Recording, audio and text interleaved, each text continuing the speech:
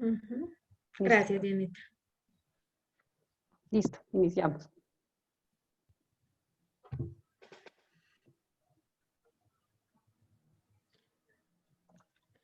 Bueno, muy buenas tardes a todos los participantes. Le damos la bienvenida a la doctorante Merlis Mosquera Chamat, que nos acompañará hoy en este webinar que se ha preparado en el marco de la tercera jornada de actualización en familia. El programa de trabajo social, la Facultad de Humanidades y Ciencias Sociales, con el programa de trabajo social, el programa de especialización en familia y el centro de familia, han organizado este evento con el objetivo de trabajar con temas relacionados en familia. En el día de hoy tenemos la grata experiencia de contar con la doctoranda en sociología, Merlis Mosquera. Ella es magíster en migración con énfasis en investigación e intervención social, magíster en acción humanitaria, especialista en procesos de aprendizaje y licenciada en educación con mención en ciencias pedagógicas. Ella tiene una amplia formación en gerencia de organizaciones sociales, planificación estratégica, evaluación, estudios de género, resolución de conflictos, paz, reconciliación, liderazgo, derechos humanos, migración y refugio. También cuenta con una amplia experiencia en la dirección de organizaciones no gubernamentales en el ámbito local, nacional y latinoamericano.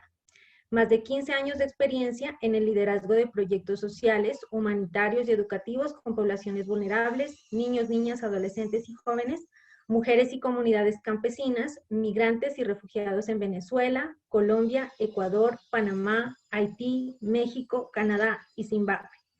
Cuenta con 20 años de una fuerte implicación social a través de acciones voluntarias para la promoción de las redes solidarias.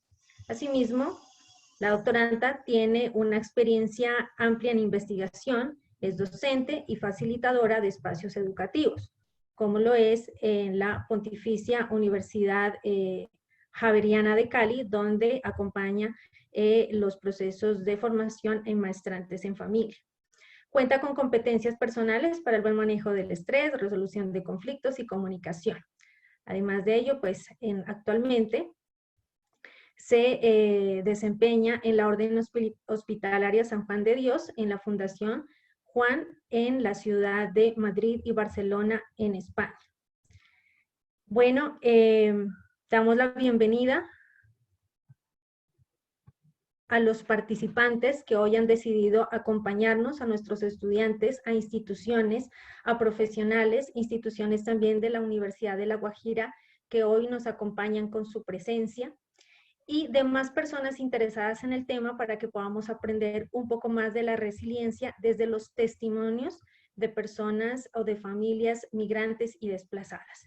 De esta manera le damos la bienvenida a la doctoranda Merlis Mosquera para que nos comente acerca de sus experiencias y nos pueda compartir un poco de su conocimiento. Bienvenidos todos, bienvenida profe Merlis, muchas gracias por asistir a este importante evento para la Universidad Mariana. Hola Yulín, muchísimas gracias. Bueno, y un gran saludo también a todas las personas que participan en este evento. Pues es muy grato saber que hasta ahora están conectadas alrededor de 44 personas. Y bueno, la idea del día de hoy es justamente esto, que tengamos un espacio de compartir para reflexionar sobre algunas ideas a partir de los contextos, de las situaciones que vivimos cada uno y cada una de ustedes.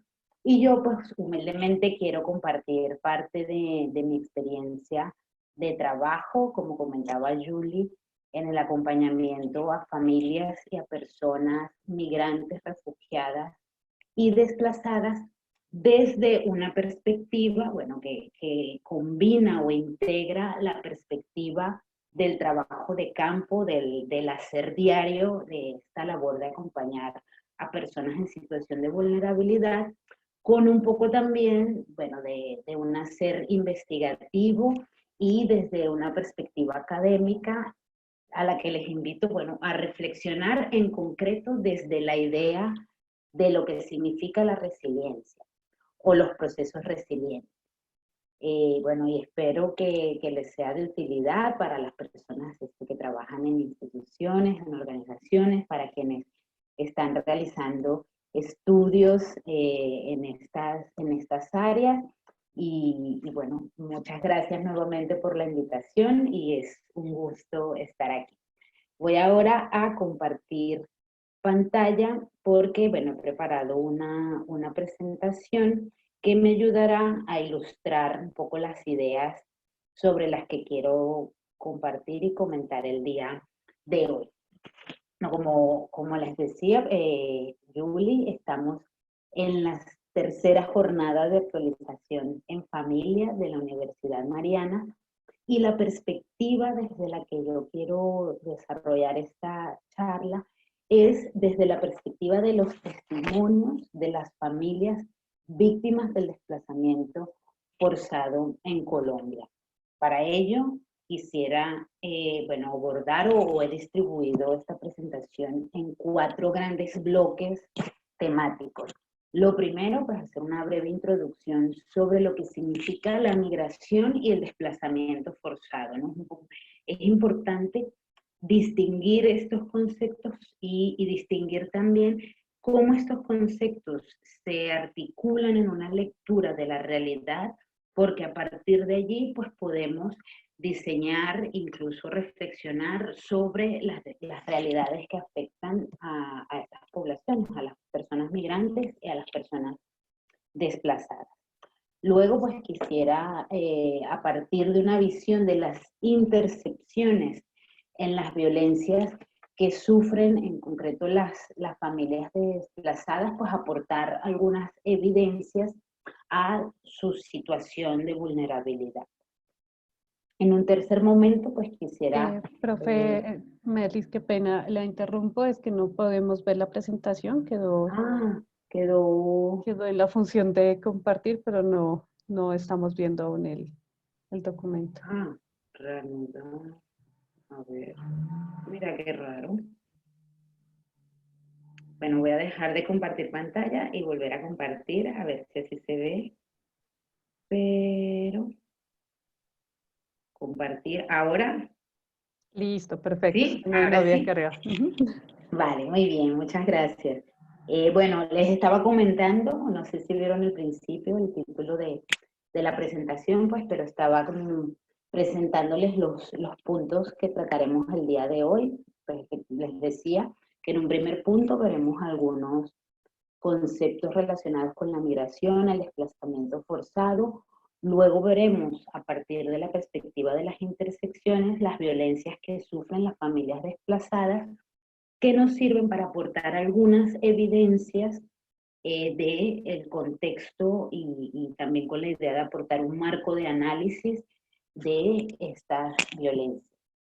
Y luego, en un segundo momento, pasaremos a reflexionar sobre los procesos resilientes en la acogida e integración de las personas, de las familias desplazadas, a la luz de un testimonio. Pues yo creo que esto ya es por como una convicción personal, creo que los testimonios y las experiencias concretas ayudan a ilustrar el significado de los procesos que acompañamos con las familias, y por eso, pues, esta tercera parte, los procesos resilientes en la acogida e integración de las personas desplazadas, lo compartiré a la luz de un testimonio de resiliencia.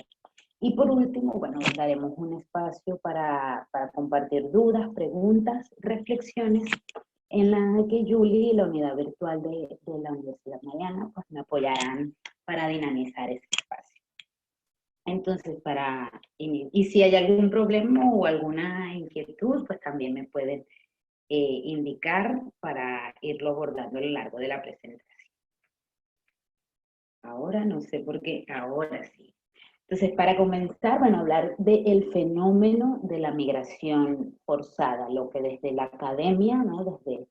Desde los estudios que aportan, por ejemplo, la sociología, la antropología, las ciencias sociales en general, el fenómeno de la migración forzada lo abordamos desde una perspectiva amplia, pero muy enraizada y muy enfocada en la situación concreta de las personas, ¿no?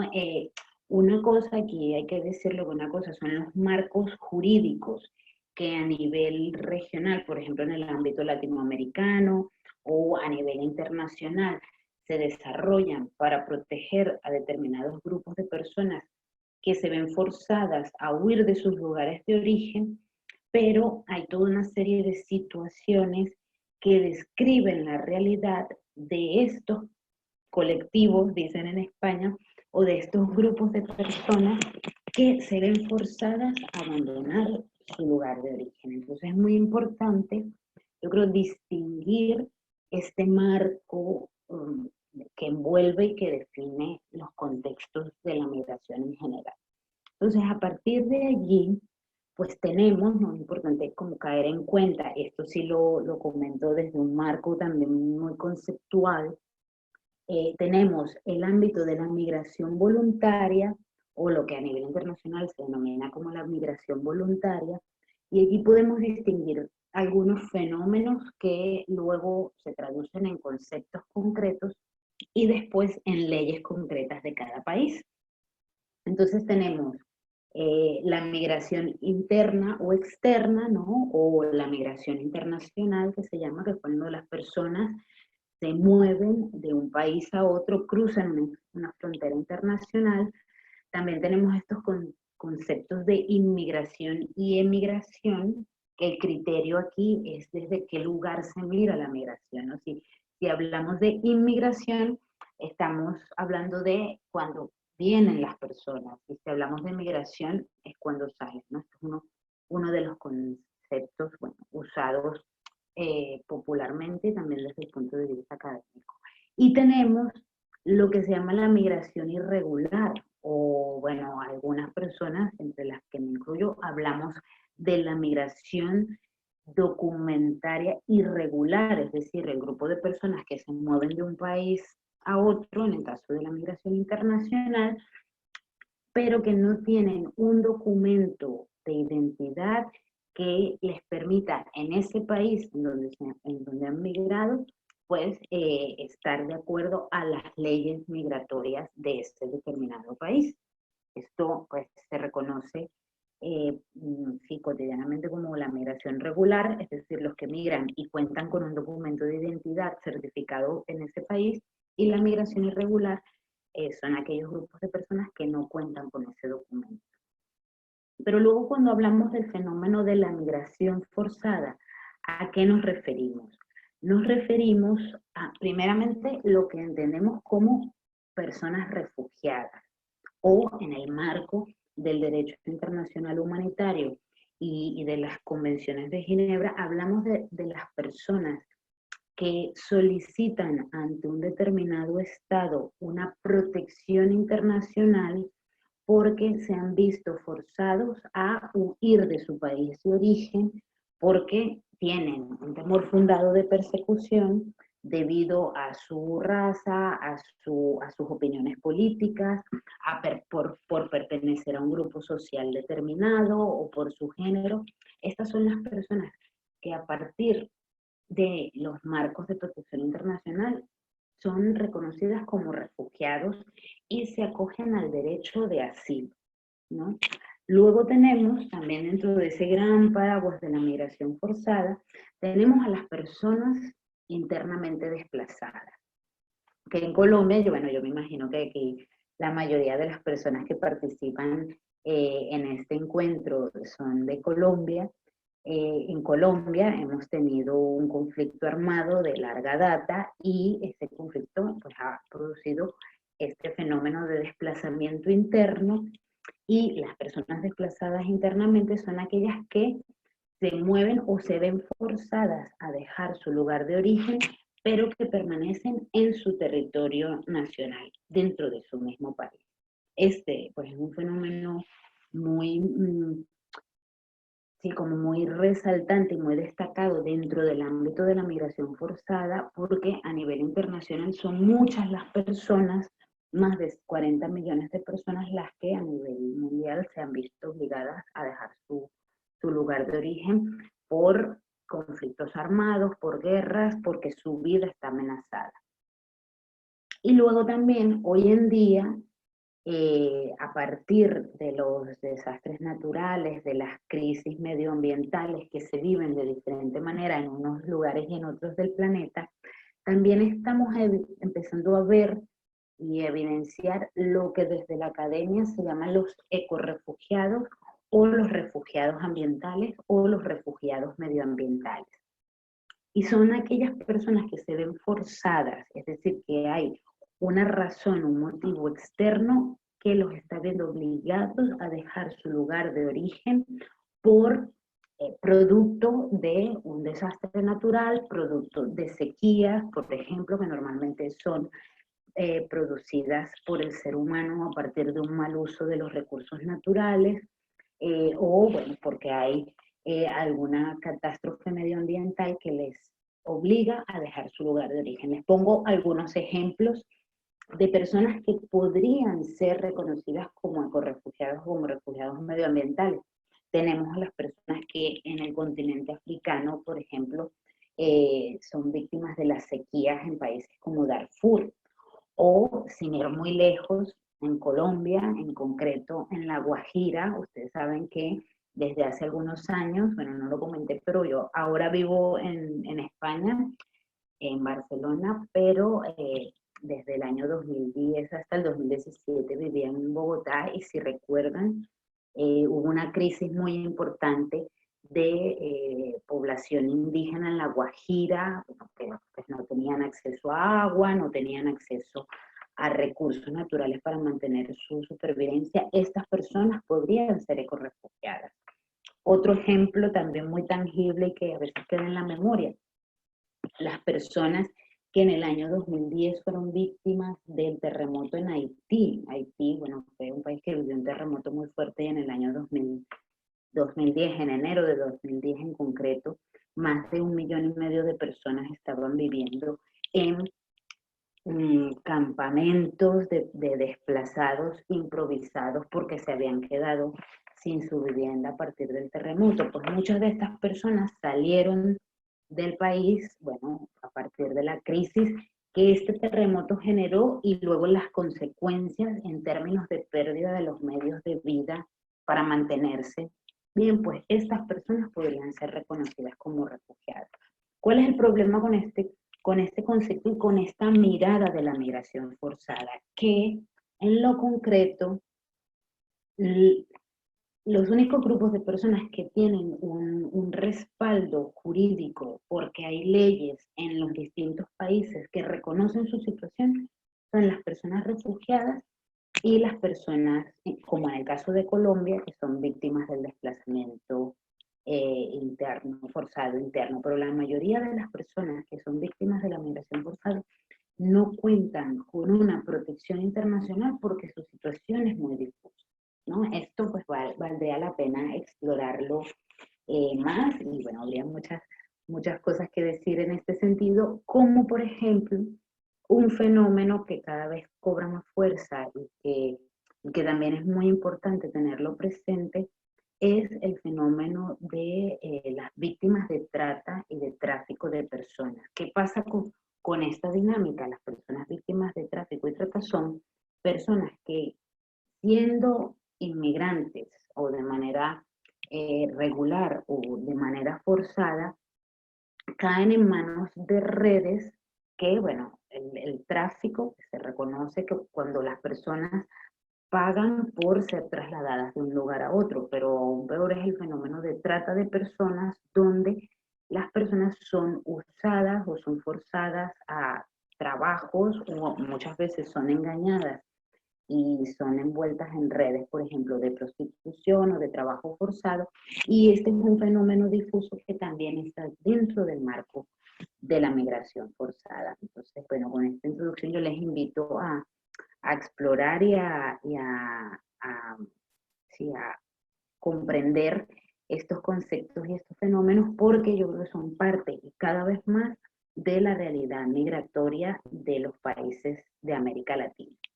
Pero ya aterrizando un poco en el contexto colombiano, bueno, así muy brevemente, como también así como muy por encima, pues decir que en el marco del conflicto armado colombiano, pues ha habido más de 9 millones de víctimas del conflicto armado colombiano. El 50% de estas víctimas son mujeres, y bueno, es un fenómeno, aunque se ha definido desde hace algunos años, desde el 2014, el acuerdo de paz, y bueno, ha sido un proceso que ha pretendido reconocer las vulneraciones que viven las víctimas del conflicto armado colombiano. Pues todavía ese proceso está allí, ese fenómeno está allí, y hay muchas personas en Colombia que aún requieren protección y que aún requieren superar las consecuencias nefastas que ha tenido el conflicto armado colombiano en sus vidas. Y además de ello, aparte de ello, se suma, bueno, un nuevo fenómeno que yo creo que no es tan nuevo, que es el fenómeno de la migración colombiana, en algunos casos de la migración forzada, venezolana a Colombia. Y creo que, bueno, muchas de las personas, ya lo vamos viendo, también requieren cierta atención, cierta protección, y requieren un reconocimiento, pues, de sus vulnerabilidades. Pero centrándonos, bueno, que es un poco el marco conceptual del que les quiero hablar el día de hoy, centrándonos en las intersecciones o en ese conjunto de vulneraciones de derechos y de vulneraciones sociales que a partir de la violencia viven las familias desplazadas en Colombia, y sobre todo visto desde el punto de vista del desplazamiento forzado, vemos que las personas y que las familias se ven vulneradas en su condición de víctimas y de personas desplazadas. ¿Y por qué? Bueno, porque han sido víctimas de la desaparición forzada de sus familiares, de secuestros, de tortura, han sido víctimas también de la vinculación de los niños, niñas, adolescentes al conflicto armado, han sido víctimas de hostigamientos, de minas antipersonales. Toda esa realidad ha estado allí en el contexto de estas más de 9 millones de personas que son víctimas del conflicto armado colombiano. Y por supuesto, pues, resaltar que esta condición de víctimas también se define a partir del asesinato de familiares, del despojo de tierras, del mismo desplazamiento forzado y de los delitos contra la integridad física y la integridad sexual de las personas, en especial de las mujeres. Y es por ello que, bueno, a partir de la ley de víctimas se reconocen como hechos victimizantes esta serie de vejaciones, que es, bueno, lo que a posteriori permite el reconocimiento de la condición de víctimas de las personas. Pero más allá de ello, y más allá de este reconocimiento de la condición de víctimas de las personas por parte, sobre todo de la unidad de víctimas y del Estado colombiano, también observamos que en cuanto al nivel socioeconómico, como se llama en Colombia el estrato social, y desde la perspectiva también de los grupos étnicos, vemos situaciones que son, digamos, más estructurales, que tienen que ver con la exclusión, la pobreza, la desigualdad, que afecta especialmente a las poblaciones en las zonas rurales, los territorios indígenas y las comunidades de afrodescendientes. Es por eso que hablamos de intersecciones, porque aparte de la violencia que vulnera los derechos de las personas que son víctimas del conflicto armado, tenemos estas intersecciones que son atravesadas por el estrato o el estatus socioeconómico y el grupo étnico al que pertenecen las personas, y no hay que dejarlo de lado, ¿no? Por ejemplo, para mí es muy llamativo la diferencia o la distinción entre el contexto de una persona que vive en una ciudad y la realidad de las poblaciones en las zonas rurales de Colombia, ¿no? Su acceso a derechos, la posibilidad de acceder a educación, a salud, es muy distinta. No quiero entrar en ese tema porque no es el tema de la charla, pero es una realidad que está allí. Y está allí en cuanto a la ausencia y la fragilidad de las instituciones estatales o de las instituciones gubernamentales. Y por último también están las intersecciones que se generan a partir del género, en cuanto se generan inequidades que ya están incorporadas en la estructura o en las estructuras de poder, y sobre todo por la falta de oportunidades que afecta de manera especial a las mujeres.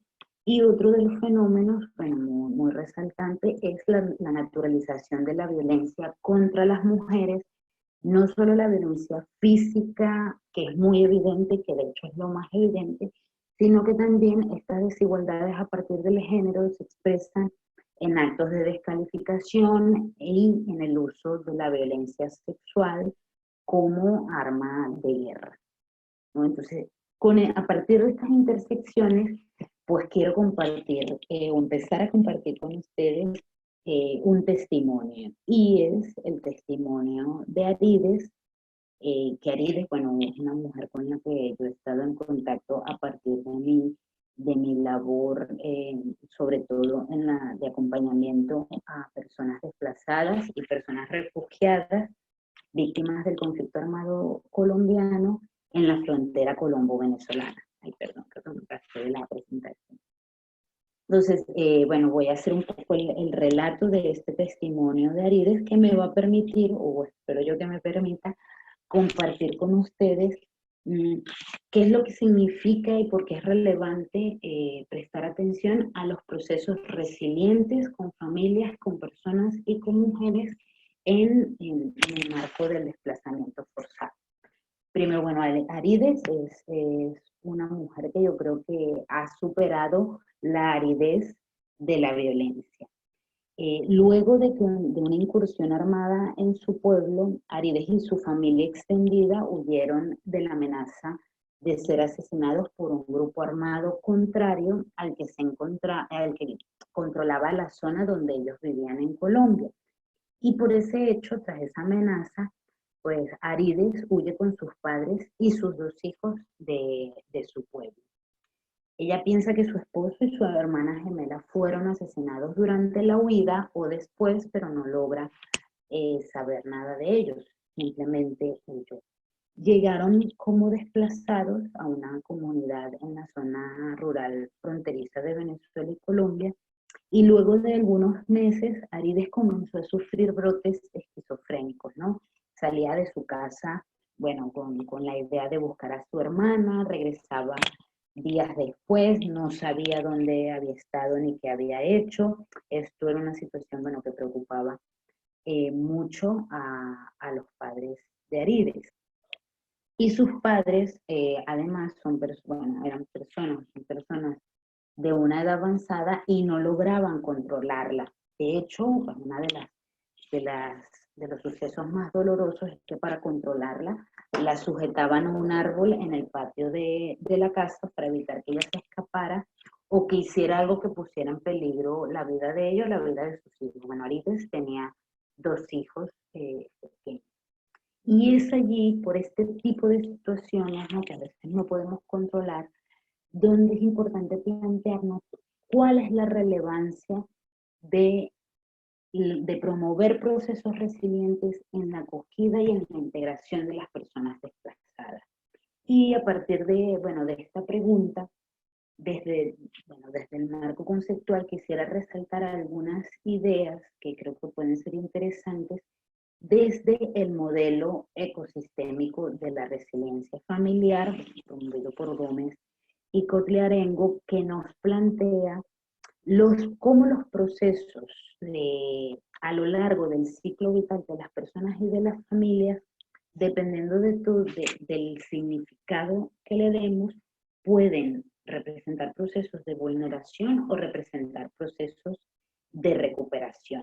Paso muy rápido por el modelo, pero les invito y creo que es interesante profundizar en él, ¿no? Un proceso como el testimonio de Arides que acabo de compartir, pues son procesos que generan en las personas estrés, que representan crisis, además que esas crisis están también atravesadas por la falta de recursos, donde hay procesos que suponen riesgos para las personas, en este caso y a partir del testimonio de Arides, el riesgo que supone ya un desequilibrio, en este caso psiquiátrico, ¿no? Por brotes esquizofrénicos, pero también, bueno, unos riesgos para su familia, para el bienestar de su familia, de sus padres y de sus hijos.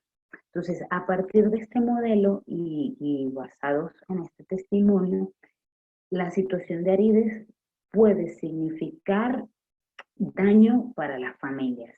Y a partir de allí, pues entenderlos y analizarlos como procesos de vulnerabilidad, procesos que pueden desencadenar en respuestas agresivas, en respuestas destructivas, y que por tanto terminan o desencadenan en una disfunción o en una patología, en este caso para la persona, y luego para las familias, una disfunción en el caso de la familia. Pero desde la perspectiva de la resiliencia y desde la perspectiva del abordaje de este tipo de procesos, dándole un significado de desafío, podemos emprender procesos de recuperación. Procesos de recuperación que representen respuestas más constructivas, aunque no siempre son fáciles, y eso te lo puedo asegurar, pero sí respuestas que permitan adaptar estas condiciones o estos sucesos o estos eventos de crisis que puedan o que permitan reorganizar a la familia y a las personas, y que por tanto al final, si se encausan de una manera adecuada, puedan promover el crecimiento y el desarrollo de las personas. Pero la resiliencia o la respuesta a esta pregunta de cuál es la relevancia de promover procesos resilientes en la acogida y la integración de las personas desplazadas, pues la respuesta a esta pregunta, y con este muy breve marco conceptual que les he mostrado a partir de este modelo, yo diría que la respuesta a esta pregunta también amerita una perspectiva crítica. Una perspectiva crítica, ¿en qué sentido? Porque efectivamente en este tipo de procesos hay contradicciones que son subyacentes a los espacios donde viven las personas, a los modos de convivencia de las personas y a la acción de la comunidad, ¿no? Si no lo mencioné en el modelo porque quiero ir un poquito más rápido, pero si vemos en el modelo de Gómez y Cordadengue, siempre está presente la comunidad y en el marco de la comunidad, pues la familia, las figuras parentales, los hijos, pues es todo ese entramado de relaciones que se tejen en el marco de los procesos resilientes.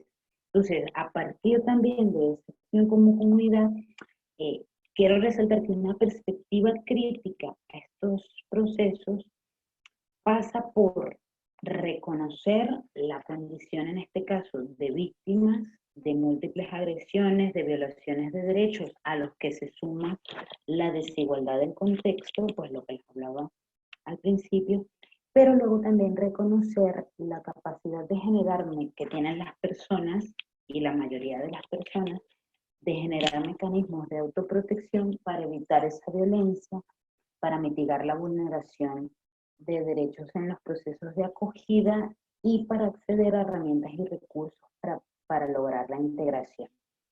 Aquí con esto decir, bueno, que cuando, como me presentaba Julia al principio, pues la mayor parte de mi vida profesional estoy involucrada en procesos de acompañamiento a comunidades vulnerables, bastante en Colombia. Y bueno, por citar un contexto cercano, pues en Colombia he estado en Cúcuta, en Arauca, en Buenaventura, en Pasto, en el norte de Santander, bueno, en Barranca Bermeja, bueno, en Bogotá, por ejemplo, en Soacha, en distintos sitios de Colombia.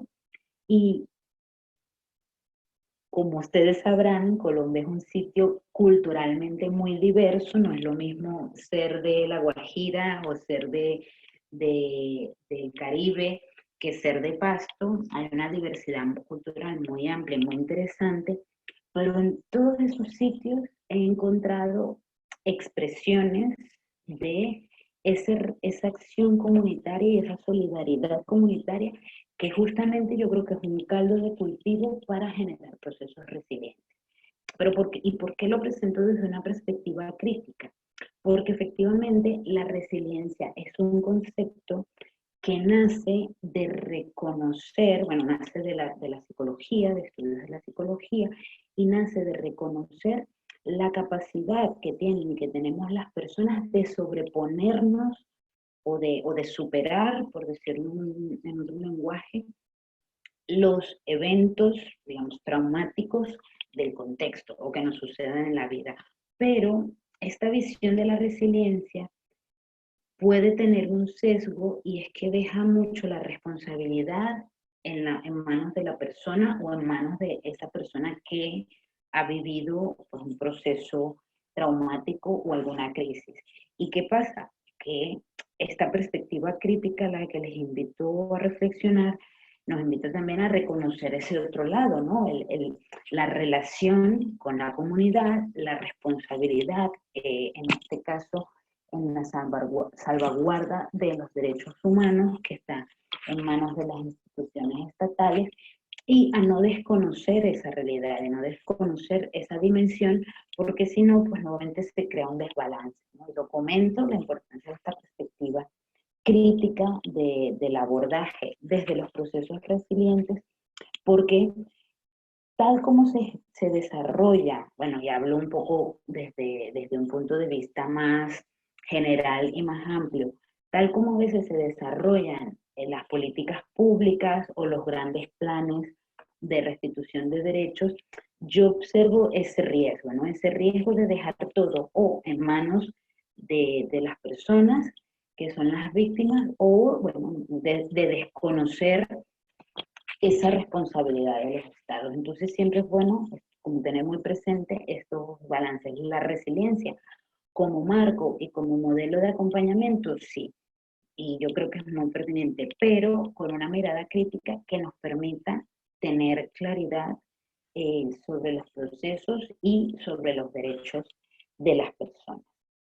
Pero y a partir de allí, ¿no? A partir del reconocimiento de esta perspectiva crítica que yo creo que debe tener la resiliencia, continúo con el testimonio de Arides.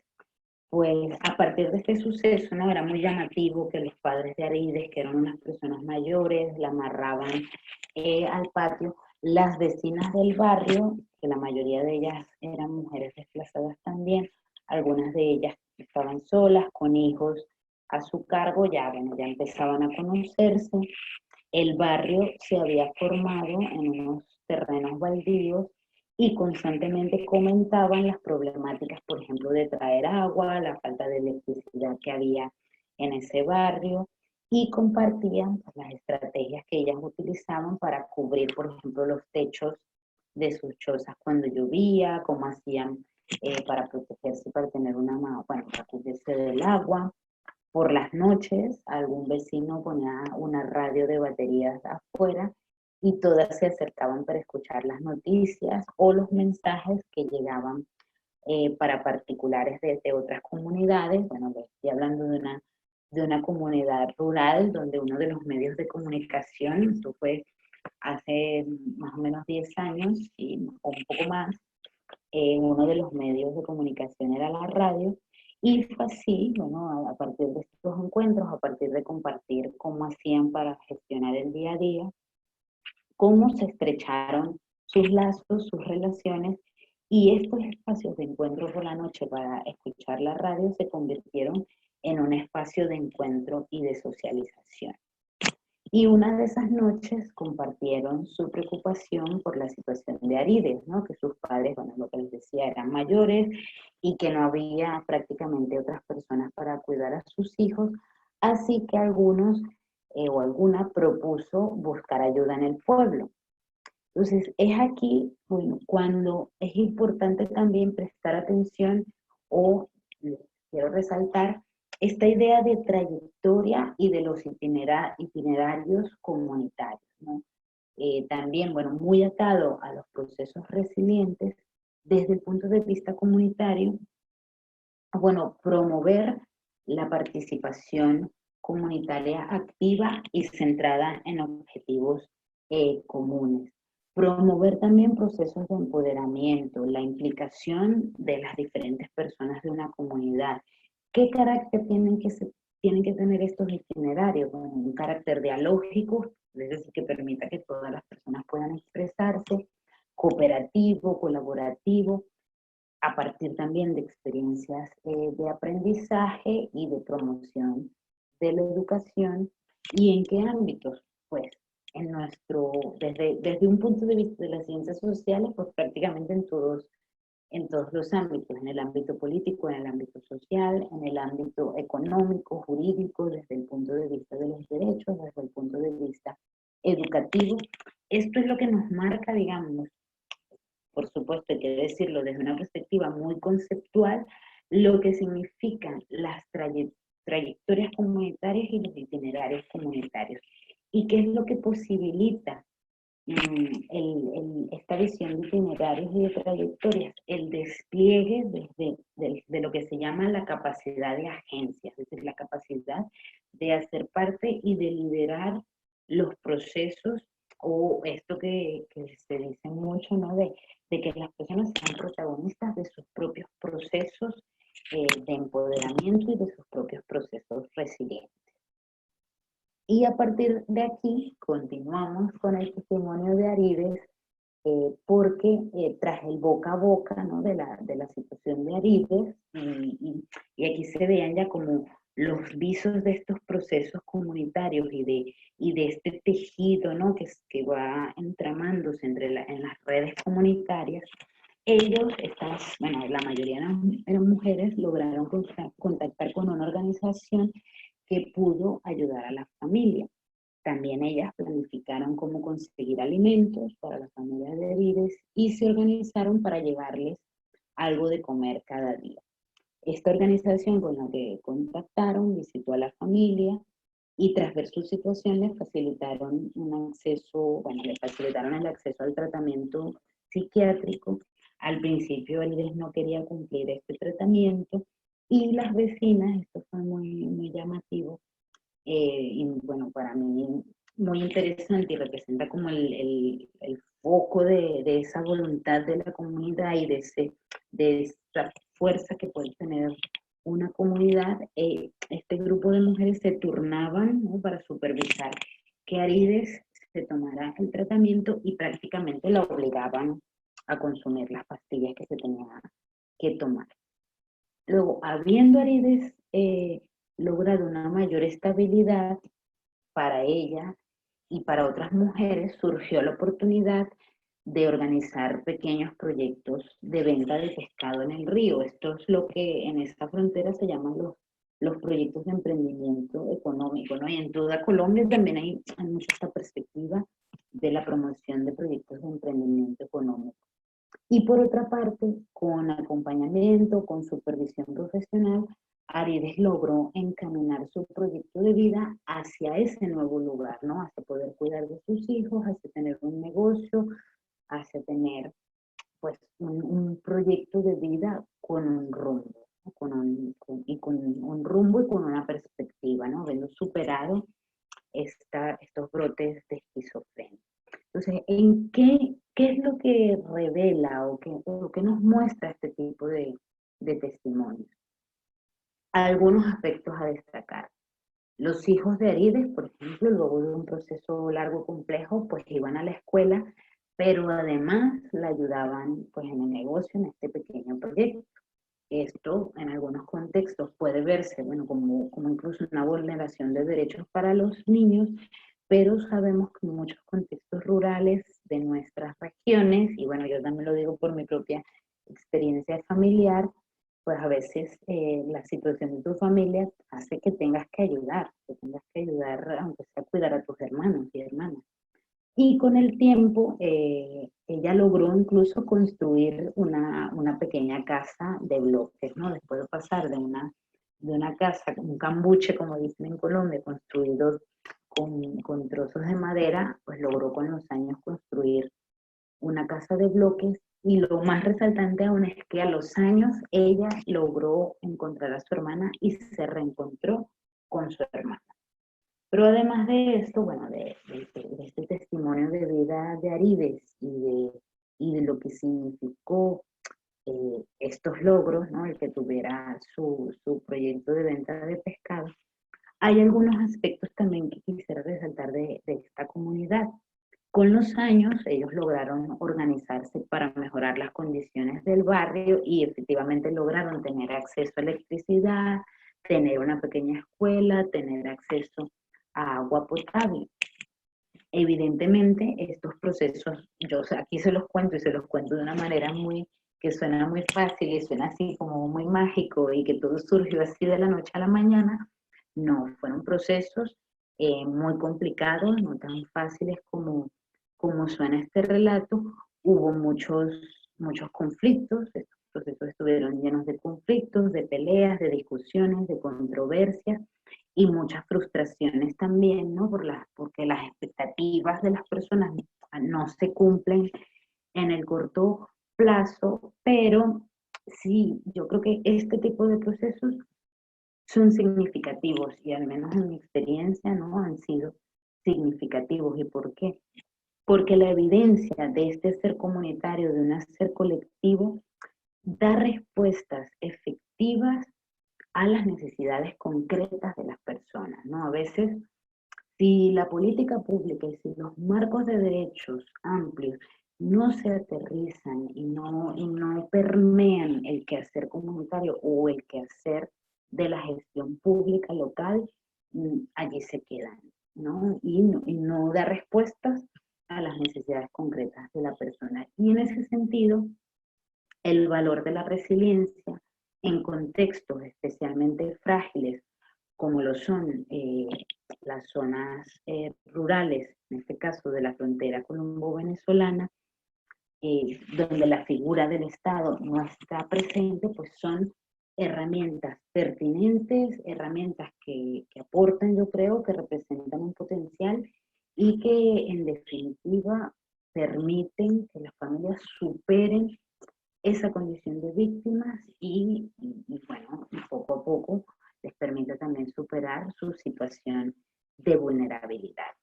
Entonces, bueno, esto es un poco lo que quería compartir con ustedes y quisiera ahora pasar, bueno, a compartir de preguntas, reflexiones. Habíamos previsto esto, hacer una sesión como de preguntas y reflexiones por bloques. Entonces, no sé, Julie, si hay muchas preguntas. Muchísimas gracias, profe Merlis, por comentarnos su experiencia, su trabajo, sus reflexiones, todo el trabajo articulado que se ha hecho desde referentes también teóricos, normativos, para darle una resignificación, creo que muy importante a lo que son los procesos de resiliencia como herramientas y estrategias de intervención comunitaria, ¿no?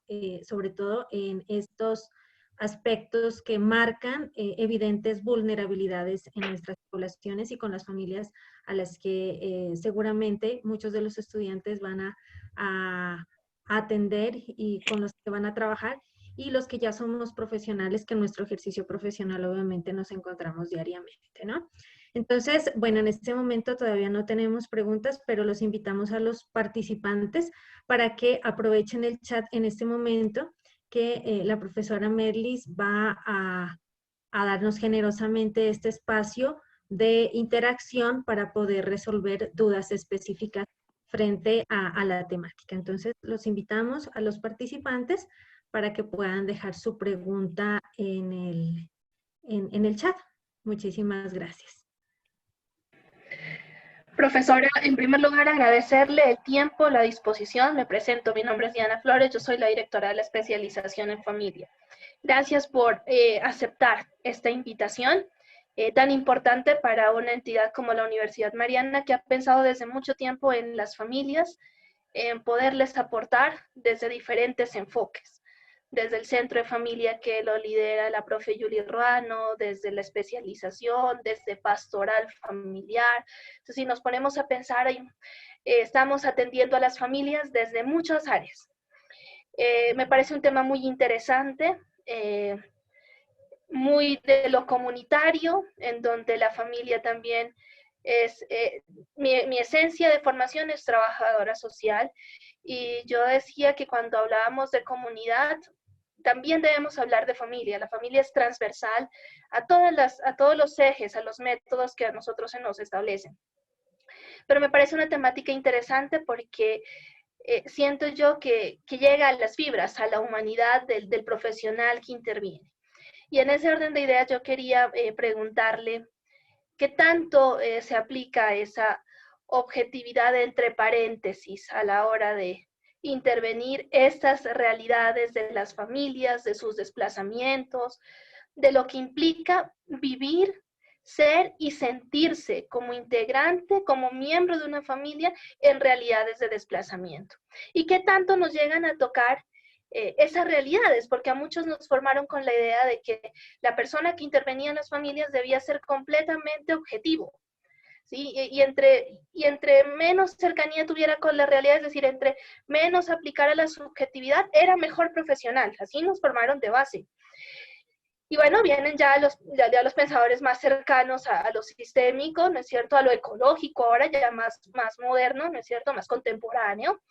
Y entonces nos dicen, no podríamos hablar de una objetividad total cuando intervenimos familia, y entonces tendríamos que hablar obligatoriamente de una objetividad entre paréntesis. Y pienso que en esta realidad es una obligación. ¿Cómo mira usted como profesional que tiene cercanía directa con estas realidades? Y me parece muy interesante en diferentes contextos y en diferentes culturas. Gracias, profe. Un abrazo inmenso. Muchísimas gracias, Diana, por tu comentario, por tus preguntas. Mira, me has hecho una pregunta sobre la que me encanta discutir y me encanta intercambiar ideas y perspectivas. Estoy totalmente de acuerdo contigo. Yo creo, efectivamente, la tradición del trabajo social, bueno, yo no soy trabajadora social, pero trabajo mucho con trabajadores sociales en este momento, y con psicólogos y con abogados. Y la tradición, digamos, tanto académica, ¿no?, de nuestra formación, lo que nos dicen en la universidad, que el deber ser, también desde el marco legal, nos apunta a esa objetividad, que yo creo, bueno, que es una objetividad bien fundada, ¿no?, que viene de una tradición también muy desde Occidente, hay que decirlo, ¿no?, que no necesariamente incorpora los saberes de otras culturas, pero que justamente estamos en un momento de cuestionar, y por eso les hablaba de la perspectiva crítica de nuestro hacer, ¿no?, de cuestionar también esas tradiciones.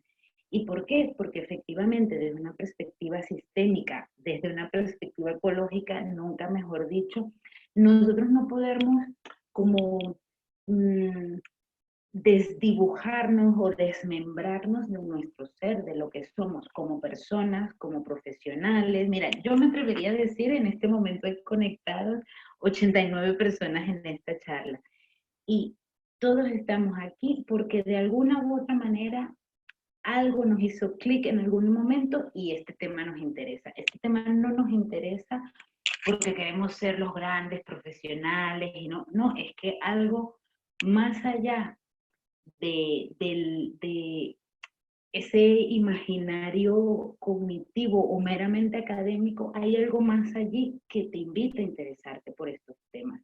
Yo creo que es muy importante en nuestro quehacer profesional reconocer lo que eso es así, incluso ir más allá y poder identificar el por qué yo tengo, bueno, que raya un poco también con los temas vocacionales, ¿no? Que muchas veces, bueno, a mí por mi formación antes, y también desde una perspectiva pastoral, desde una perspectiva, bueno, más relacionada con las comunidades de base, también siempre este tema de la vocación está muy allí. Yo creo que hoy en día no se tocan mucho estos temas, pero yo creo que sí es importante eso, primero identificar por qué yo me siento llamado o llamada a trabajar en este tipo de temas y en este tipo de contextos. Y sobre todo también me imagino que hay muchas personas aquí que son, bueno, que están estudiando, ¿no? Están también explorando los distintos saberes para poder justamente servir mejor y apoyar a estas situaciones de vulnerabilidad de una mejor manera. Es importante también porque este trabajo con personas, ¿no?, en los distintos ámbitos, no es un trabajo sencillo, o sea, no es un trabajo que uno puede empezar, digamos, a las 8 o 9 de la mañana y terminarlo a las 5 y te vas a tu casa tan tranquilo o tan tranquila. Incluso desde la academia, es que la profesora Julie, tú misma Diana, a veces cuando trabajamos con personas, cuando eres profesora, cuando trabajas directamente con comunidades, el hecho de tener este vínculo con personas y de que sus problemas son importantes, aunque sean de distinta índole, siempre supone un algo más, ¿no? Un algo más. Y ya la otra parte también, y esto pues me doy la oportunidad de compartirlo, ya cuando empezamos a trabajar con comunidades de desplazados que han vivido toda una serie de traumas, que son personas cuyo relato representan sí, situaciones muy complejas, ¿no? También debemos reconocer que esas situaciones tienen un impacto en nosotros, ¿no? Yo esto me lo digo cada día porque representa una frustración importante y hay que saber identificar esa frustración, saber parar cuando tenemos que parar, y eso viene por reconocer que yo no necesariamente soy objetivo y objetiva el 100% de mis días. Entonces, decir esto porque eso es un riesgo que está allí, ¿no? Y en el trabajo con familias, para mí, bueno, eso ha sido como uno de los aprendizajes más importantes de mi trayectoria. O sea, yo no estoy aquí por casualidad, no me interesa el trabajo con colectivos vulnerables por casualidad, hay unos porqués. Y luego, esto tiene un impacto, ha tenido un impacto en mi vida, un impacto que a veces no necesariamente ha sido tan positivo, ¿no? La gente me dice, ay, qué bonito tú trabajas con refugiados, con desplazados, y viajas mucho y conoces distinta gente. Y yo, claro, sí, pero es que haber estado días después del terremoto de Haití ha sido una de las experiencias más duras que he vivido, ¿no? El ver gente tomando agua de las cloacas porque no hay más, eso ha tenido un impacto y es muy doloroso, ¿no? O esta historia de Arides, porque esta historia de Arides no me la inventé, es real, una mujer que se llama Arides le pasó eso, verla amarrada al patio de su casa, con unos vecinos y unas vecinas que no sabían qué hacer, a mí me daban ganas de llorar, o sea, me representaba un impacto psicológico. Pero bueno, y en ese momento además era muy jovencita, sin experiencia, con todo el mundo ideal, pero con los años, justamente el reconstruir todo ese proceso y esa experiencia, bueno, me aporta el saber que efectivamente hay que intentar ser profesionales y objetivos y dar un tratamiento a los distintos procesos que acompañamos lo más objetivo posible. O sea, no estoy queriendo decir con esto que bueno, que todo, que nuestro ámbito afectivo tenga que aflorar en todas las situaciones. No se trata de eso. Pero sí, si eso aflora, si eso sale, hay que reconocerlo y ponerlo en el lugar que tiene. No sé si me explico o si doy respuesta a tu pregunta, pero eso está allí, ¿no? Una cosa es otra dimensión, bueno, es que yo podría hablar de esto muchísimo porque es un tema que me interesa mucho, ¿no? El rol de la persona que acompaña, ¿no? Y del rol del profesional o la profesional que acompaña, porque a veces confundimos, ¿no? Esa objetividad o incluso esto que pasa mucho, ¿no? De que yo acompaño a las personas que me caen mejor o con quien tengo más feeling, no sé cómo se diría en Colombia, estoy más a por ellas que las personas que de repente, bueno, no les comprendo bien cuando hablan o no se expresa o me dicen groserías o no me tratan bien. Todas estas cosas tienen que ver con eso, ¿no? Con cómo nosotros manejamos ese hacer profesional con la objetividad que requiere, ¿no? Porque también otra parte de ese trabajo hay que a veces tomar decisiones y decirle a las personas cosas que no son agradables, eso hay que hacerlo. Es parte del trabajo, decir la verdad, la transparencia, la claridad, Pero por otra parte, si hay algo en nosotros que se mueve y que toca esas fibras afectivas, hay que abordarlas y no dejarlo ahí como, "Ah, esto no está pasando", no. Con los años o con el tiempo, si eso no se aborda, genera un impacto. Y bueno, y muchas gracias por la pregunta, que me encanta hablar de estos temas, Diana. Muy bien, Gracias a ti, profe. Merlis. Gracias a ti por el tiempo, por la conversación, por la reflexión. Súper interesante y un trabajo completamente admirable. Muchas gracias. Un abrazo. Gracias. Igual, muchas gracias, Diana. Gracias, profesora Dianita Flores. Tenemos una pregunta en el chat, no sé si la alcanza a revisar, profe Merlis, del estudiante Juliana Goyes. ¿A partir de qué perspectiva las víctimas del conflicto armado manejan la resiliencia ante la ausencia y acompañamiento de las entidades estatales? Muchísimas gracias, profe Merlis. Yo creo, bueno,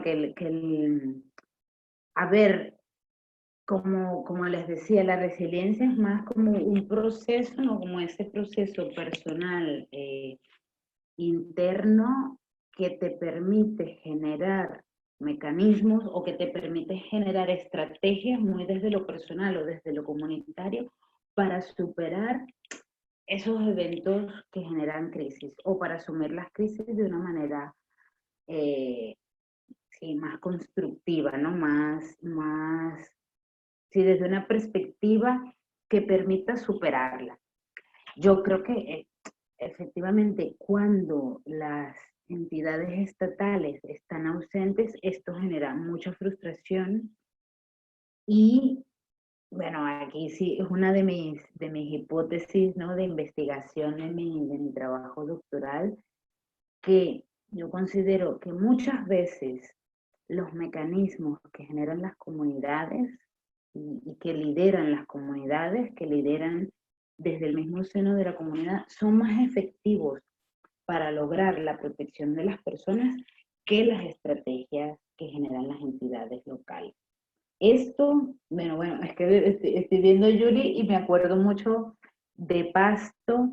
Hay una comunidad muy cercana a la frontera, que ahora no me viene el nombre a la cabeza, pero vi en las noticias que hace poco, bueno, hubo allí como una incursión armada, hubo allí un tema complicado con la violencia, y recuerdo que en esta comunidad no había ninguna institución estatal, ni policía, ni escuela, ni ninguna institución, y era la misma gente, la misma comunidad que se organizaban para proveerse de los servicios y las cosas que necesitaban. Entonces muchas veces estos conceptos y estas ideas son muy útiles desde el punto de vista académico, desde el punto de vista conceptual. Es importante saber que están allí, pero es difícil, o a veces puede ser difícil reconocer su expresión en contextos concretos, ¿no? Y amerita un trabajo, bueno, de tiempo y de mucho esfuerzo también.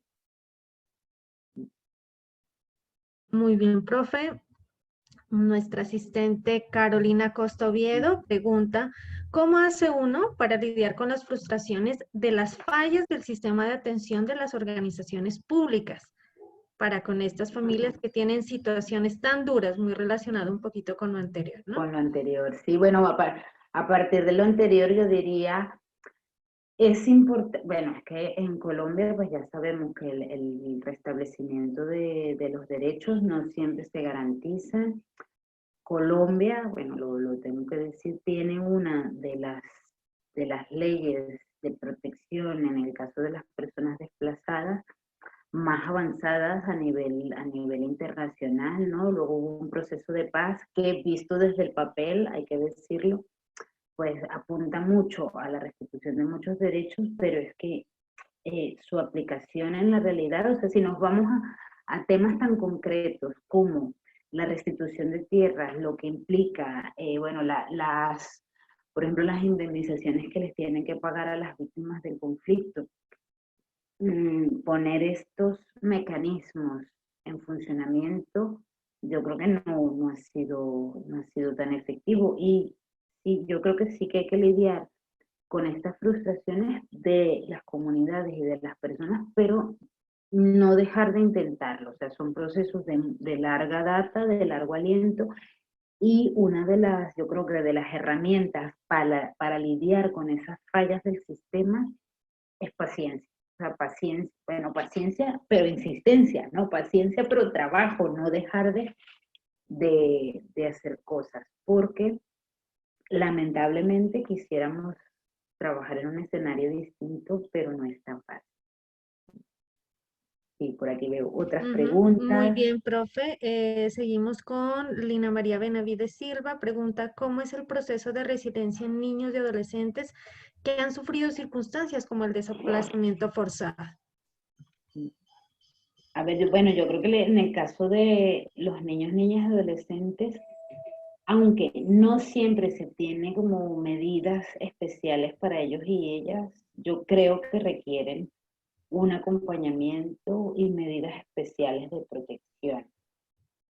Sobre todo, bueno, porque el impacto de la violencia en los niños, niñas y adolescentes, pues es a veces mayor y tiene unas características particulares que afectan el correcto desarrollo de la niñez en Colombia. Y bueno, y ahí ¿qué diría yo? Que estos procesos se deben abordar mucho desde el acompañamiento de la familia, es decir, trabajar con las madres, los padres, y con los niños como en el conjunto, ¿no? En grupo, por decirlo así, pero también con ellos por separado, para poder, desde su visión, desde la perspectiva de la niñez, pues también ofrecerles herramientas y mecanismos para tramitar esos impactos de la violencia. Y por otra parte, yo creo que desde el ámbito educativo, desde las instituciones educativas, ¿no?, que acompañan a la niñez,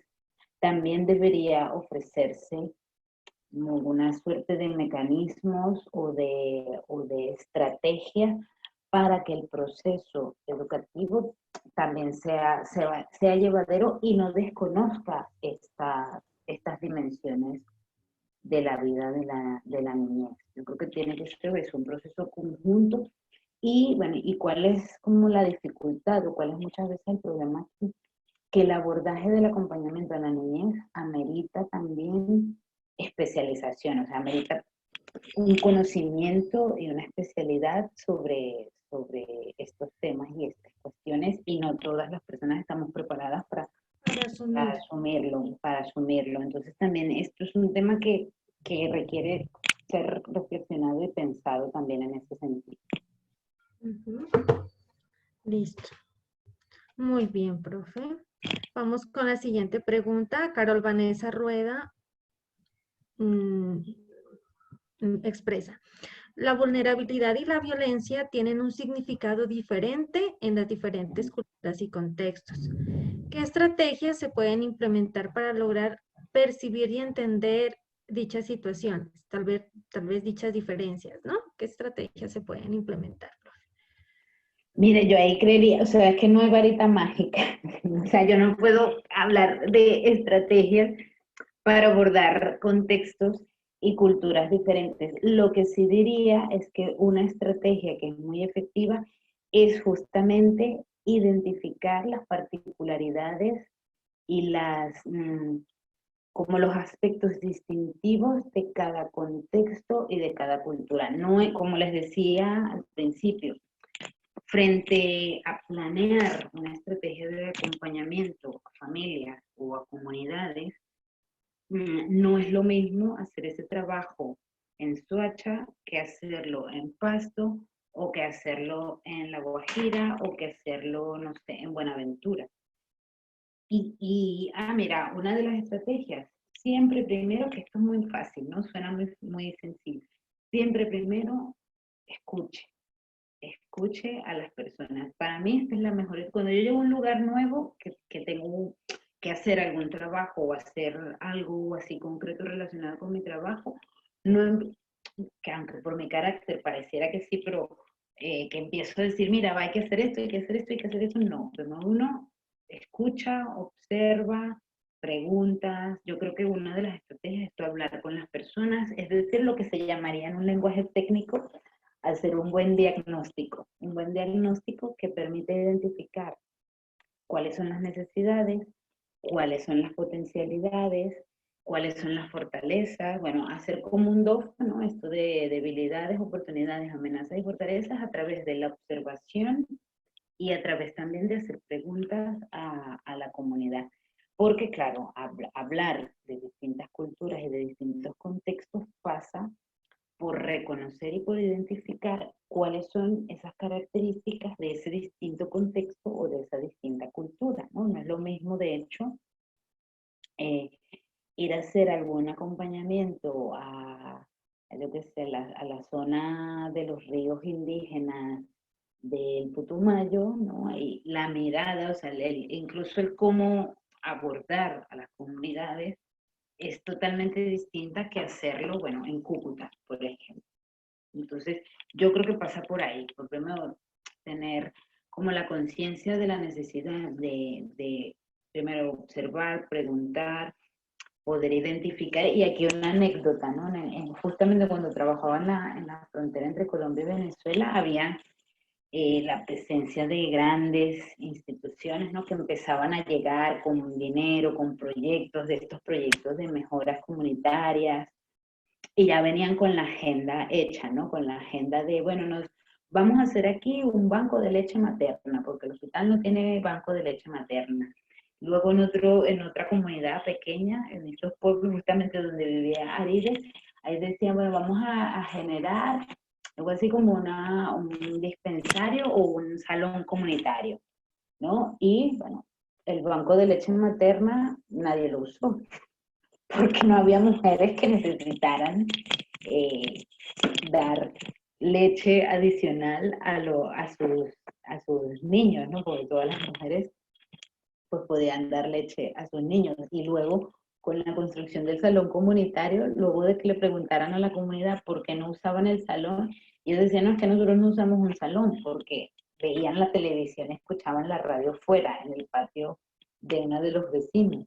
Y lo que decían es, lo que necesitamos es un teléfono público, o sea, un teléfono que podamos pagar, porque lo que necesitamos es llamar a nuestros familiares que están lejos. Entonces, esto pasa, ¿no? Porque a veces venimos con nuestra agenda definida y con los objetivos y con todo el plan de trabajo hecho, y no le preguntamos a las comunidades, primero, si esto que nosotros pretendemos hacer o buscamos hacer es necesario o no. Y segundo, qué opinan, si quieren participar, si no quieren participar. Otra de las cosas, incluso sobre estas preguntas, es que también yo considero que cuando las personas participan, se vinculan y por tanto lideran y llevan adelante sus propios proyectos, es mucho más exitoso y son mucho más sostenibles que proyectos que venimos nosotros como profesionales, como comentábamos con Diana, como profesionales a vender una idea de esto es tu necesidad y tú dejarás de ser vulnerable si haces esto. Y este tipo de proyectos, de estrategias, eso sí que se los digo con mucha convicción, no son sostenibles y no perduran. Cuando no parte de la comunidad y de su involucramiento y de su vinculación, eso, cuando nos vamos, cuando desaparecemos, también desaparece, porque no se ha permeado en el tejido social y esa necesidad o ese ser no ha nacido de ese tejido social. Y ahí, bueno, también es otro tema como muy controversial, ¿no? Hasta qué punto el acompañamiento o la intervención es efectivo, logran que las personas superen su situación de vulnerabilidad o no. Pues esto también son temas sobre los que hay que reflexionar cuando se inician procesos de acompañamiento con familia o con personas, porque si las personas no quieren, si no hay voluntad, es que no, muy pocas veces se logran resultados fructíferos. Muy bien, profe Merlis, excelente. Bueno, vamos con la pregunta, perdón, de Ángela María Burbano. Dice, el grave impacto social del desplazamiento forzado como resultado del conflicto armado interno se dan no solo en las comunidades desarraigadas de su territorio, sino también en las comunidades receptoras que acogen de forma no voluntaria a las familias desalojadas.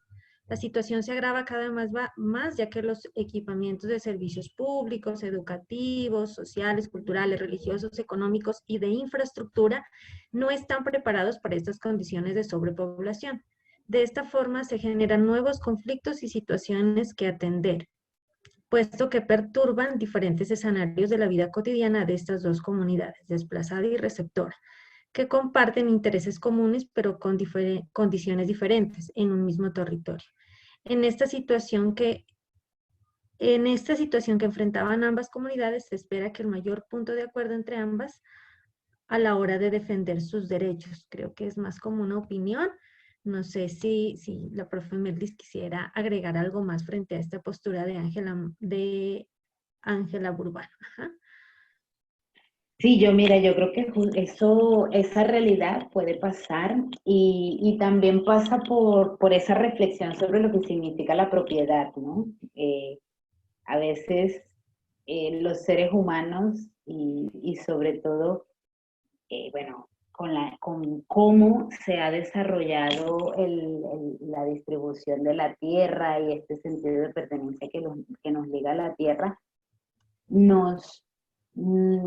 sí nos hace a veces como fincarnos en esa perspectiva del sentido de propiedad. Y efectivamente, pues yo he visto mucho esto puede pasar, pasa y seguirá pasando. Lo que yo creo es que por una parte, mira, sí, bueno, o al menos en lo que yo he visto, y lo he visto justamente en las comunidades más pobres, en este lugar donde vivía Arides, era un sitio, bueno, de los más pobres que he visto, es que ante la necesidad aflora mucho la solidaridad y aflora mucho la hospitalidad.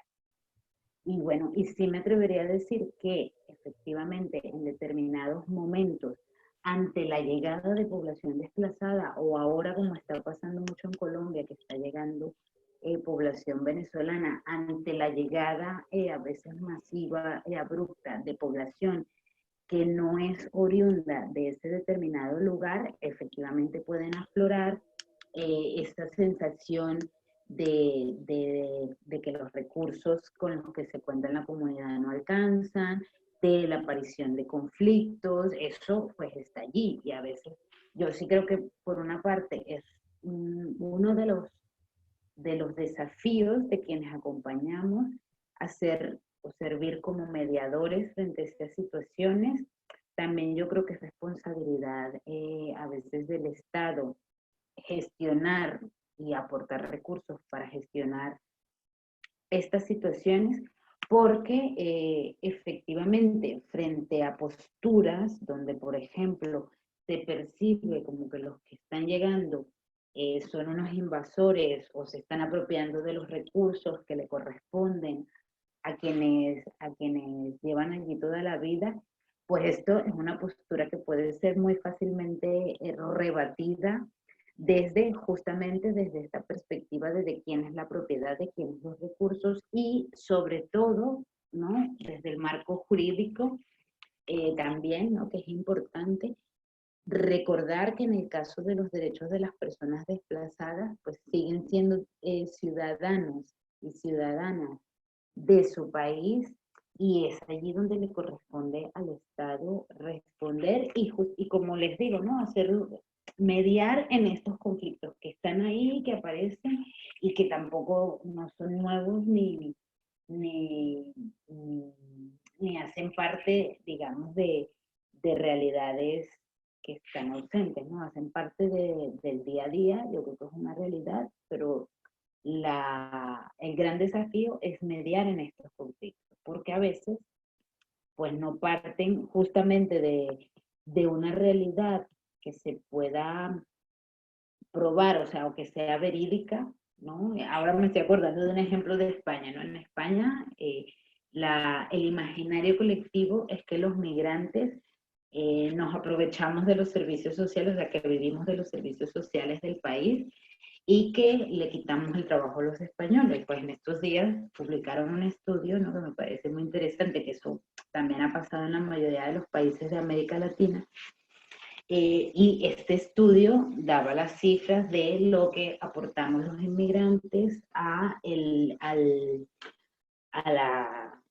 rédito fiscal, digamos, del país, o a la renta del país, y efectivamente, pues el porcentaje de ingresos que percibe el país gracias al trabajo de la migración o a la declaración de impuestos que hacemos los migrantes era muy superior a lo que aportan los servicios sociales de, en este caso, España, por los migrantes que lo necesitan. Entonces, esto en Colombia, bueno, en su momento, también habían datos en este sentido, ¿no? El rédito que le supone a muchas comunidades la presencia de personas desplazadas, no solo por lo que puede ingresar a la comunidad en proyectos sociales o en inversiones, en este tipo de cosas, sino también hablo de la mano de obra de trabajo, pues muchas veces es mayor a lo que le supone a la comunidad la inversión en recursos, ¿no? Y en este sentido sí que sería interesante, o es interesante, también poner la mirada en las cifras, porque se construyen imaginarios colectivos que tienen a veces, no digo en todos los casos, a veces muy poco que ver con los datos concretos, ¿no? Entonces, también este es yo creo, un desafío de las ciencias sociales, ¿no? Que la evidencia y esa construcción de esos imaginarios colectivos esté realmente basada en datos. Este es el desafío, y para lo que estudiamos, ¿no? Para los que inician la carrera y para los que estamos más avanzados, el desafío es este, o sea, que esa construcción del imaginario esté basada en datos y no esté basado en intereses.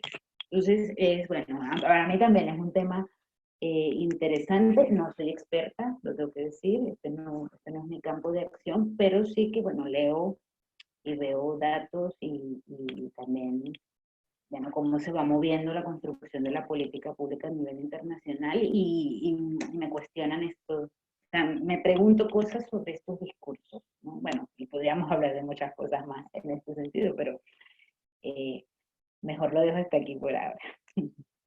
Sí, bastante interesante. Muchísimas gracias por estos apuntes que yo creo que también motivan el sentido de investigar en los chicos, ¿no? Los estudiantes, sobre todo, que están empezando su proceso, y para los que de pronto vamos un poquito más allá para perfilar también nuestra función. Bueno, Cristian Guerrero pregunta, ¿una persona nace con resiliencia o se hace? Quiero decir, ¿la resiliencia es algo a lo que tenemos predisposición genética o algo en lo que hay que trabajar? Qué pregunta tan complicada. Esto es como, bueno, es como preguntar, ¿qué fue primero, el huevo o la gallina? Mira, no lo sé. A ver, bueno, no tengo una respuesta objetiva, académica y con pruebas científicas sobre si la resiliencia, o si uno nace con resiliencia o se hace. Yo me inclinaría más por decir que ese sentido de la resiliencia es un proceso. Es como el liderazgo, ¿no? Esto es una gran pregunta de mi trabajo de investigación, ¿no? Los líderes, ¿nacen o se hacen? Yo creo que la construcción del liderazgo, así como la construcción de los procesos resilientes, son un proceso que nos vamos haciendo y nos vamos desarrollando. En ese sentido, que la experiencia ayuda, yo creo, es decir, bueno, que entre una línea y otra estoy diciendo, yo creo que la resiliencia se va construyendo en el camino, y bueno, no profundizar tanto en características de la resiliencia o en otros elementos de la teoría de la resiliencia, como los pilares de la resiliencia, porque bueno, ya son más cuestiones más técnicas, pero creo que hay elementos que en tanto se van practicando, se van mejorando y se van desarrollando, ¿no? Es como un oficio. El que tiene un oficio de carpintero o de electricista mientras más practica, se hace más experto o experta. Yo creo que la resiliencia es igual, mientras más nos exponemos a tener que sacar esa capacidad que te permite sobreponerte a eventos críticos y a traumas, eres una persona más resiliente, pero eso va atravesado con un proceso de reflexión, un proceso de conciencia, un proceso de tener la capacidad de evaluar qué es lo que te está pasando y poder eso, hacer uso de esas estrategias. Entonces yo creo que eso es un proceso, no hay una respuesta de si uno nace o se decide, sino que es un proceso que se va construyendo y en el que vamos transitando a partir del camino o por el camino. Muy bien, profe, muy de acuerdo también. Bueno, Joana Torres pregunta, bueno, muy buenas tardes, ¿cuál cree que es el mayor limitante del profesional a la hora de realizar los procesos con víctimas en el contexto actual? ¿Cuál es el limitante para ese proceso? Con víctimas. Bueno, yo creo que hay muchos limitantes, pero uno, bueno, o podría reconocer dos limitantes. Uno, yo creo que tiene que ver con la gestión del tiempo, ¿no? A veces, bueno, que es un limitante, por lo que entiendo aquí, como profesionales, ¿no? A veces queremos y tenemos miles de objetivos por cumplir y planes de trabajo y cosas que nos quitan tiempo para acompañar a las personas. Creo que eso, pues también viene muy dado por los momentos que vivimos y por cómo está diseñado el sistema y porque lo que el sistema espera de nosotros y nos marca como objetivo. Y otro gran limitante también yo creo que tiene que ver mucho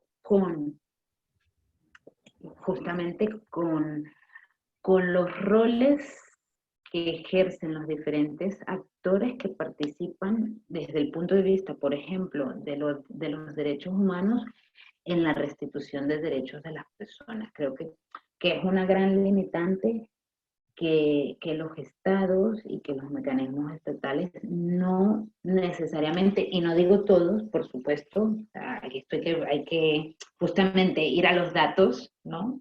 Ir a los datos y ver pues hasta qué punto en cada comunidad, en cada región, pero sí que a veces puede ser una gran limitante el no cumplimiento por parte de los estados de esas garantías de derechos, ¿no? Y por eso le hablaba, en las regiones fronterizas, esa ausencia del Estado es una gran limitante, pero a nivel ya como profesionales, ¿no? Como en nuestra operativa, creo que otra gran limitante es la gestión del tiempo. Y en ese sentido sí que hay que organizarnos y ser como muy, muy rigurosos y muy cuidadosos de cómo desplegamos nuestro quehacer profesional. No querer abarcar más de lo que realmente podemos como personas. Esto es complicado y es crítico. Es un tema crítico porque nos ponemos a veces objetivos como la moda de los proyectos, ¿no? De ahora, ¿no? En las organizaciones, la moda en los últimos 10 años es hacer proyectos, conseguir financiación por proyectos, todo lo manejamos por proyectos, sí, muy bien. Pero es que en un año, que dura un proyecto normalmente, tú no le resuelves los problemas a una familia. Estos son procesos de mediano y largo aliento. Entonces ahí hay que analizarlo con cuidado. Bien, muchísimas gracias por sus aportes, sus recomendaciones, creo que pertinentes. Y para finalizar, porque estamos ya en el cierre del evento, Karen Cabezas pregunta, ¿qué estrategias desde el tema de resiliencia se pueden abordar para intervenir los contextos con familias víctimas del desplazamiento forzado? Bueno, esto como comentaba, yo partiría o sea, como una estrategia de diagnóstico muy claro y de identificar, que esto también es importante, de identificar con la familia y que exprese cuáles son sus necesidades, ¿no? O que buscan, o que esperan con determinado proceso de acompañamiento. Y a partir de allí es que yo definiría justamente cuál sería esa estrategia, porque puede ser, bueno, que la familia plantee en un proceso de acompañamiento abordar aspectos que tengan que ver más con sus relaciones o con su comunicación, o abordar aspectos que tengan que ver más con el conocimiento de, no sé, dónde está la escuela o cómo acceder a los recursos comunitarios. Aquí la estrategia es distinta. Creo que depende mucho de las necesidades de las familias y también del tipo de atención profesional que se requiera, que no es lo mismo, ¿no? Cuando una familia te plantea una necesidad que debe ser abordada por un profesional de la psicología, a una necesidad que debe ser abordada por el trabajador social. O sea, también hay que como saber reconocer, identificar quiénes son los profesionales que tengan las capacidades y los conocimientos para abordar las determinadas necesidades o las distintas necesidades que plantea una familia. Bueno, creo que entonces hemos llegado ya siendo las 3:30 de la tarde, creo que muy puntualitos, finalizamos este webinar, la tercera jornada de actualización en familia, un acercamiento muy importante frente a los procesos resilientes, frente al desarrollo de procesos resilientes, comprendiendo también una condición de vulnerabilidad, un factor de vulnerabilidad como es el desplazamiento. Y creo yo aplicable también a otro tipo de vulnerabilidades como la pobreza, la violencia. Entonces creo que este espacio formativo fue realmente enriquecedor para fortalecer nuestros roles profesionales, nuestros procesos de aprendizaje, y creo que también nos alienta muchísimo a redefinir también nuestra función en el sentido de generar mayores procesos resilientes, tanto en las comunidades como personales, porque creo que la parte subjetiva ha quedado muy clara también aquí, en el sentido de que nosotros somos agentes también de esta sociedad, somos agentes de ese proceso de intervención, y obviamente en esas dinámicas relacionales también estaríamos, también seríamos influenciados por esos procesos de resiliencia. Así que muy bonita la reflexión, muy interesante el concepto, y creo que aporta grandemente en nuestras formaciones personales y profesionales. Profe Merlis, como siempre, un placer trabajar con usted, tenerla así de cerquita, a pesar de que está al otro lado del planeta, pero la sentimos cerquita, siempre con su calidez, su amabilidad y su generosidad con el conocimiento, porque de verdad la profe Merlis es muy generosa y muy comprometida con compartir y fortalecer estos procesos de construir conocimiento. Así que bienvenida a la Universidad Mariana, bienvenida al programa de trabajo social, bienvenida a la especialización en familia, para que ojalá podamos tener otros espacios de compartir y de construir conocimiento en favor de las poblaciones y comunidades vulnerables y la familia como tal. Muchísimas gracias, profe Merlis. Muchas gracias, Julie. Gracias. Estamos en contacto. Sí, señora. Saludos de la gente de acá. Sí, señora. Gracias. Bueno, entonces, sin más, cerramos nuestro evento, esta tercera jornada de actualización en familia, agradeciéndoles a todas las personas participantes. Llegamos hasta 98 personas, en este momento nos acompañan 87, creo que un número muy importante para poder transmitir conocimiento. Así que agradecemos a todos por su disposición, por su tiempo, por sus preguntas y por haber hecho de este espacio algo tan dinámico y tan constructivo. Profe Merlis, hasta otra próxima oportunidad, y estaremos esperando también los resultados de sus investigaciones, que también son muy interesantes y nos encantaría poder conocerlas.